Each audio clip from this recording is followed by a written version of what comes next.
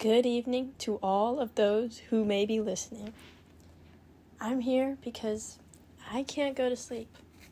I had a little bit too much Dr. Pepper and, maybe you did as well. Anyways, point is you probably can't sleep. And I'm here to help that.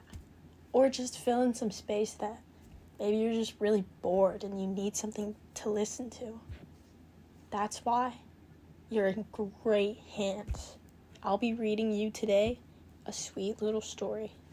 The first story of this beautiful journey ahead of us is called The Boy Who Cried Wolf, adapted from the fable by Aesop and illustrated by John Goodall. You won't see any of these illustrations, but, Anyways, many years ago, there was a quaint little village called Schaffenburg. Schaffenburg was much like any other quaint little village, except for one thing. It's many, many sheep. The village had so many sheep that the woolly white creatures outnumbered the people. Now, all of these sheep brought fame to the village of Schaffenburg for what they provided. Their wool. The sheep had the finest, softest, warmest, woolliest wool in all the land. People came far and wide to get socks and sweaters and blankets made from Schaffenburg wool.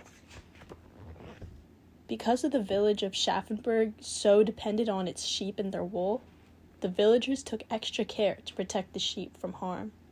There were many wild beasts that would like nothing more than a mouth full of mutton. Beasts such as bears and lions and wolves. Eek!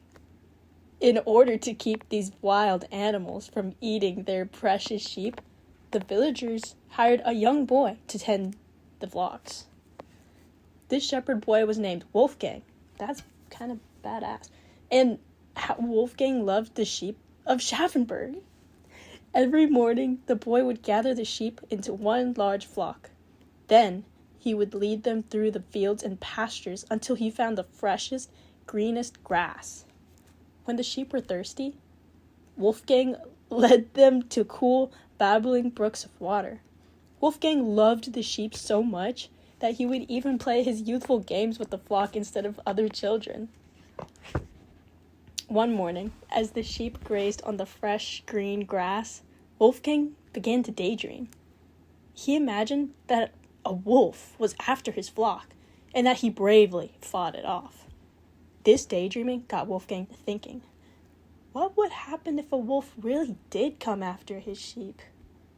In all his days as the village shepherd boy, Wolfgang had never had to deal with a wild animal. He only led the sheep to pasture or to water. Sorry. He was just a boy, and no match for a hungry, growling, prowling wolf. Now worried about what might happen if a wolf did attack the flock, Wolfgang decided to see how quickly the other villagers might come to his aid. Perhaps if I pretend that a wolf is nearby, the people of the village will come running, Wolfgang thought. So, putting his hand to his mouth, Wolfgang called out in his most frightened voice, "Help! A wolf! A wolf!" Sure enough, just as Wolfgang had expected, the people of the village came dashing to him. The village band dropped its tubas and accordions and came running. The tavern girls dropped their mugs and silverware and came back running. The farmers dropped their plows and milk buckets and came running. Okay? Soon, the entire village of Schaffenburg was in the pasture, all looking to save poor Wolfgang and his sheep from a wolf. Except, there was no wolf. "I thought I heard Wolfgang cry wolf," said the tuba player. "I cut short my polka to come help." "I know I heard Wolfgang call for help," said a tavern girl. "I left my hungry and thirsty customers to come help." I could have sworn I heard Wolfgang crying that there was a wolf after his sheep," said a farmer. "Why, I knocked over a morning's worth of milk as I ran to help." All the while, as the people of the village came running to his rescue, Wolfgang had found it rather funny. He had laughed as the tubby tuba player waddled along. He had giggled as the tavern girl tripped over her apron. He had howled at the farmer's hat flew from his head. Alas, the people of the village did not find the prank as funny as Wolfgang did. "You mean there's no wolf?" asked the tuba player. "Why, Wolfgang lied to us," said the tavern girl. "That rapscallion is in trouble," cried the schoolmarm. "Do you realize what you've done?" scolded the farmer. "You have lied to all of us, Wolfgang. And besides that, if ever a wolf should attack your sheep, you shouldn't expect us to come running to your rescue." Wolfgang held his head in shame. He knew that what he had done was wrong. He would never lie again. Once the people of the village had returned to their work, Wolfgang sat down upon a grassy hill to think about what he'd done.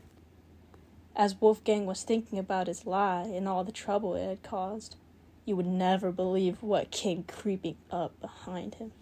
That's right, ... a real-life wolf! The huge, hairy, hungry beast chased after the lambs, licking its lips. The shaggy, snarling animal scattered the eaves,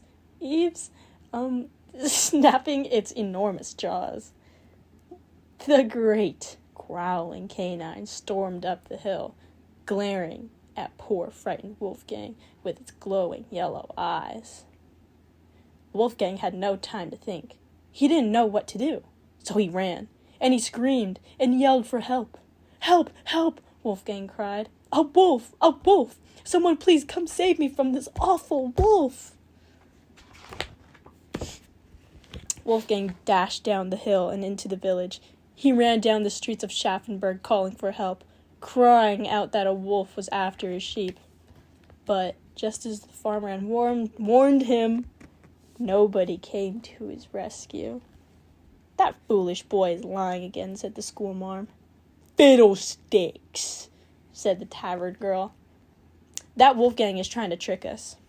The tuba player rolled his eyes and just kept playing his polka, sure that Wolfgang wasn't telling the truth. As Wolfgang cried for help, and as the people of Schaffenburg went about their daily business, that wolf chased off the entire flock of sheep. Not one person came to help. Not one person believed poor Wolfgang. That day, Wolfgang the shepherd boy learned that nobody believes a liar, even when he tells the truth. The end. I saw somewhere that the word fiddlesticks actually means dicks. So yeah, that tavern girl's a freak. Just saying. Hope you enjoyed that story. I think the next story I might read might be A Selfish Giant, but we'll see. Okay, bye.